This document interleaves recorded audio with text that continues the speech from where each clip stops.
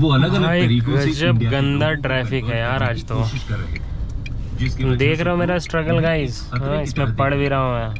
इसके साथ ही ब्रिटिशर्स भी ऐसे कुछ कानून बनाते हैं।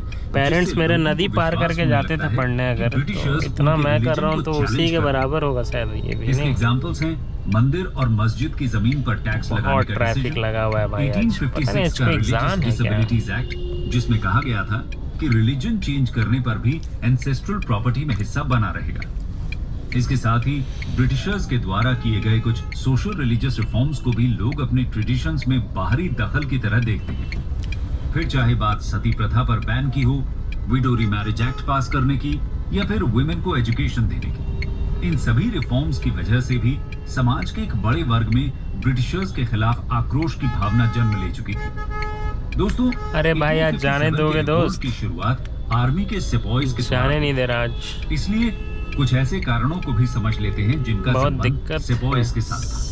सिपाही म्यूटिनी एंड डिस्कंटेंट। दोस्तों, सबसे पहले याद रखने वाली बात यह है कि सिपाहीज भी असल में पार्ट तो इंडियन सोसाइटी के ही थे, इसीलिए जो भी परेशानी आराम से सोसाइटी में बोलेगा भाई तब वो चलेंगे। रीजन तो सिपाहीज में आक्रोश पैदा कर ही और क्या, और इसमें भी सबसे ज्यादा जिस बात का उन्हें डर था वो थी कि ब्रिटिशर्स उनका धर्म नष्ट करना चाहते हैं। इसके साथ ये तो है। सिपाहीज के कुछ और ग्रीवेंसेस भी थे, जैसे कि इंडियन सिपाहीज और ब्रिटिश सिपाहीज में बहुत डिफरेंस देखने को मिलता था।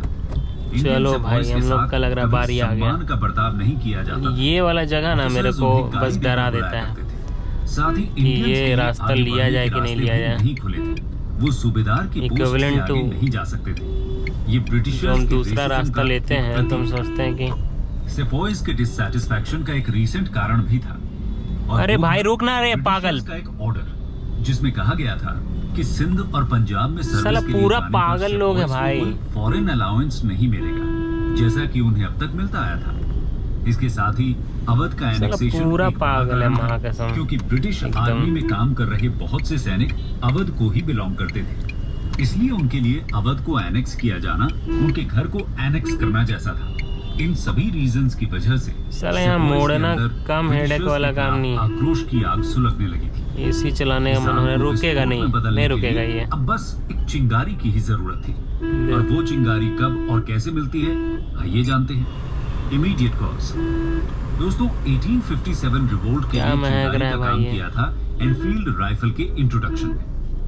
इसके कार्ट्रिजेस पर ग्रीस्ड पेपर कवर हुआ करता था, जिसे राइफल में लोड करने से पहले मुंह से काटकर खोलना पड़ता था, और ये जो ग्रीस था वो सुअर और गाय की चर्बी से बनता था। इससे इंडियन सिपाहीज, चाहे वो हिंदू हो या मुस्लिम, बहुत गुस्से में आ जाते हैं। उन्हें लगता है कि ब्रिटिश गवर्नमेंट जानबूझकर ग्रीस्ड कार्ट्रिज के द्वारा उनका धर्म नष्ट करना चाहती है। इसका मतलब अब विद्रोह करने का समय आ गया है। दोस्तों, ये तो बात हुई 1857 के रिवोल्ट के पीछे के सभी कारणों की। आइए अब ये देखते हैं कि रिवोल्ट आखिर कब, कहां और कैसे शुरू हुआ था।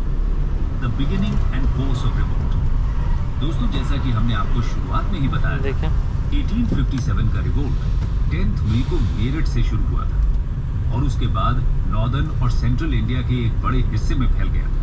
लेकिन मेरठ में कूलर जैसा हवा क्यों आ रहा है भाई? इससे ऐसा लग रहा है जैसे कि 29 मार्च 1857 को बैरकपुर जैसे लग रहा है पानी गंदा जमा हुआ था, थोड़ा सा तो लग रहा है अभी, क्योंकि उन्होंने ग्रीस्ड कार्ट्रिज का यूज करने से मना कर दिया था और अपने ब्रिटिश ऑफिसर्स पर अटैक कर दिया था।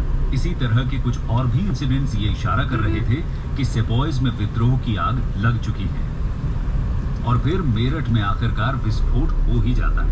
24 अप्रैल को 3rd नेटिव कैवलरी के 90 जवान ग्रीस्ड कार्ट्रिजेस को एक्सेप्ट करने से मना करते थे, इसलिए 9 मई को उनमें से 85 को आर्मी से तत्काल डिसमिस करके 10 साल की सजा सुना दी जाती है और जेल में बंद कर दिया जाता है। इस घटना से मेरठ में तैनात सभी सिपाहीज के दिल में विद्रोह की आग लग जाती है, और 10 मई को वो अपने साथी जवानों को जेल से बाहर निकालकर अपने ऑफिसर्स की हत्या करके विद्रोह का बिगुल बजाते थे। सूरज ढलने के बाद सभी जवान दिल्ली की तरफ निकल पड़ते हैं, और जब अगली सुबह ये सिपाही दिल्ली पहुंचते हैं तो वहां की लोकल इन्फेंट्री भी इन्हें ज्वाइन कर लेती है। वो भी अपने यूरोपियन ऑफिसर्स को मार के शहर को सीज कर लेते हैं। इसके बाद ये सोल्जर्स मुगल एम्परर बहादुर शाह जफर को इंडिया का एम्परर मानते हुए उन्हें अपने रिवोल्ट का लीडर चुन लेते। इस एक्ट से ये सेपॉयज सोल्जर्स की गेट जॉब इन 6 मंथ्स में ट्रांसफॉर्म तो भाई 6 महीने में तो बहुत कुछ हो जाएगा। अलग अलग जगह पर सेपॉयज विद्रोह करने लगते हैं और सभी दिल्ली की तरफ पहुंचने लगते हैं। मुगल एम्परर बहादुर शाह इस वाले प्रोसेस में हम याद ही नहीं कर पाए। उनके प्रेशर पर इंडिया के बहुत सभी सारा चीफ्स पार्ट और मिस कर रूलर्स को गया। लेटर लिखकर कहते हैं कि ब्रिटिश रेजीम के साथ फाइट करने के लिए एक कन्फेडरेसी को ऑर्गेनाइज किया जाए। नॉर्थ और सेंट्रल इंडिया के डिफरेंट पार्ट्स में सेपॉयज के रिवोल्ट के साथ साथ सिविल रिवोल्ट्स भी शुरू हो जाते हैं। सिविलियन पॉपुलेशन भी हथियार उठा लेती है और ब्रिटिशर्स के खिलाफ जंग में सेपॉयज के साथ खड़ी हो जाती है और देखते ही चलो देखते एंड इंडिया करते के हैं। बड़े हिस्से में